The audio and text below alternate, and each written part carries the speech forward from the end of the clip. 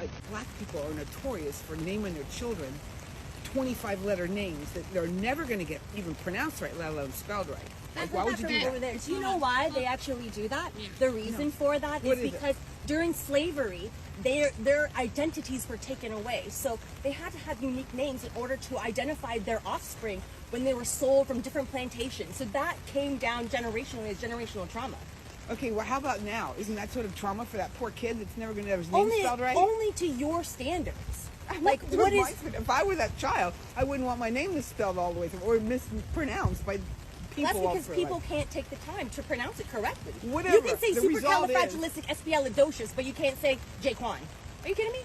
Okay, whatever the result is, the poor child does not have his name pronounced correctly or spelled correctly. Because people do not take the time. You can take the extra 2 seconds to do it, but instead you're sitting here making fun of a whole culture of people for things that they didn't have a choice on. Do you have a name that gets misspelled a lot? I sure don't.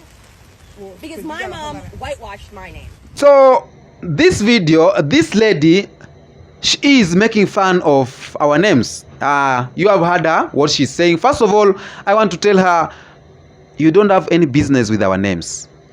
There's no business with African names. You don't have to associate yourself with our African names.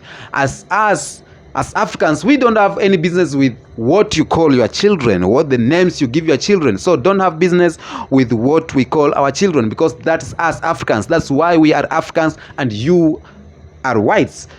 You understand? So the second thing is that African names are given by, we have beliefs. We give children names according to what we believe. Some African society give people names according to season. It is rainy season, we call you Nafula. It is sunny season, we call you Nanjakaika. It is season of food. The people are harvesting, we call you Havesa. You understand? African people, we give people name according to seasons. It is maybe your child have been born in blackout. There's blackout. We call it in Agiza. So we give people names according to, the seasons, how we are. So our names, naming our children, it is so spiritual, and it defines a lot how that child will grow up. In Africa community, if you give a child a name of a person who died and who had a lot of things, chaos, that child will grow up having chaos. That's why we are more careful giving children our names, naming our children. Because if I'm an African, for example, I'm been given a name of someone who was so drunkard, believe me or not, the drinking system will be in this boy or this woman. He'll be a drunken master. That's why we are more careful in naming our children, and that is our culture. I believe during colonial period, slavery period, a lot of black people who were taken away from our motherland, from the motherland, they changed the culture. They lost their culture. And they start naming their children according to American culture. They start naming their children according to what they think.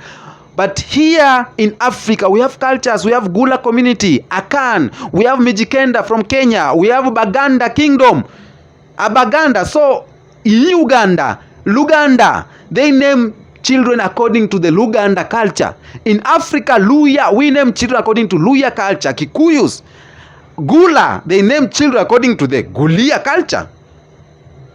Akan, Ashanti, So you can be named here in Kenya. You can be named after a warrior who was fighting for independence. You can be named after, your great-grandfather. You can be named after... We just don't name. I believe like in white man's culture, they name with this English name like Michael, John, the names in the Bible and everything, Job, But here in Africa, before those names came in Africa, before we had John, Daniel and every name from the white man's, we had our own names. We lost our culture that period. That's why you find when a child is born here in Kenya, maybe in Africa, he's being named John Owino. So Owino is a African name and John is a white man's name, an English name. It does not supposed to be like that. If you're an African, you're supposed to name your child Ogada, Gogudu Amalecha, Amoeba Jemoebo. These names, all three names must be African names. So as a white man or a white person, you don't have business with our names. You don't have business how we name our children, because let me see this. We don't question how you name your children. We don't question how you name. You cannot find an African sitting there and saying that why is these white people naming their children the names like June, January, and in Africa we cannot. Names cannot end. In white man's, they have used all their names, so they have decided to name children according to period like January, February. That's it. Even here in Africa, we name children according to this January, February, March, but we doing it in an African way. Like January is a period where maybe there is a lot of hunger, like hunger, not angry. There is a lot of hunger. We call our children Injala, like hungry, Injala, or Wanjala, a lot of hunger. So there's a way we name it, and it is spiritual. It's carried from father to a father, grandfather to a father, to a son, to a great grandfather. It is somehow spiritually. The name you are being called define how you are here. That's our culture. To those who have thrown their culture away, that's the people who call the people, their names. Like, I was given a name that I don't want to be called. I was given a name Livingstone. That's not my name. I was named after was there scientist or professor who? Dr. Livingstone. That's not my name. I was supposed to be called Osoti Omangala. The names of African and Igbo name. But they gave me names that are white man's name. I don't know.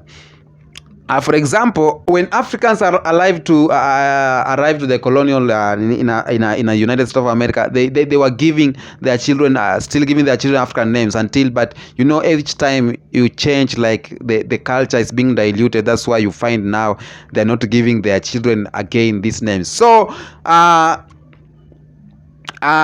in Africa, I want to tell this white lady, and if you agree with me or you don't agree with me, tell me in the comment section. I want to tell this white lady that you don't have to question our culture. Naming of children is our culture as Africans. Don't question our culture. We are doing it African way. Do it American way, but let us do it African way. If the name is hard to you, get time to read the name. If it's too hard for you to spell the name, take time. We have French names, Portuguese name, German name. We don't question them. We don't question the names. We have Russian name. Everyone is called Ivanovich, Jakrovich. We don't question how is it Vich, because it is cultural. The name is given to them. It is being passed to them from, it is a culture name of Russia to call people Vich. We have Brazil. They give their people name with Nyo, Ronaldinho, Joguinho, Albertinho, Levinho, Livingstinho, Osotinho, Kenyan Bitinho. Give these names according to their own culture. If a Muzungu doesn't have culture, that's not our business as Africans. Our business is our business. We want our business as Africa to be our business. Don't question our credibility. Don't question our namimility. Don't question everything. Don't question our food. Come here, enjoy our food, eat. Come here, enjoy our culture. Come here, dance the Maasai. Don't come here and start arguing why our names are so hard. I don't know if I've speak your mind, but tell me in the comment section, what do you think about this video? Because I think that it's being intruding our culture. I'm not happy, because when someone defines our culture in wrong way, when someone try to define what we do, because naming of children is one of our greatest culture. It is very strong, very spiritual, even now. So that's what's up. Tell me in the comment section what you think about this video, and again we will meet in another episode. I am your boy, the Kenyan Beast. Make your boy happy. by sharing the video. Let's do it the African way. Peace be with you.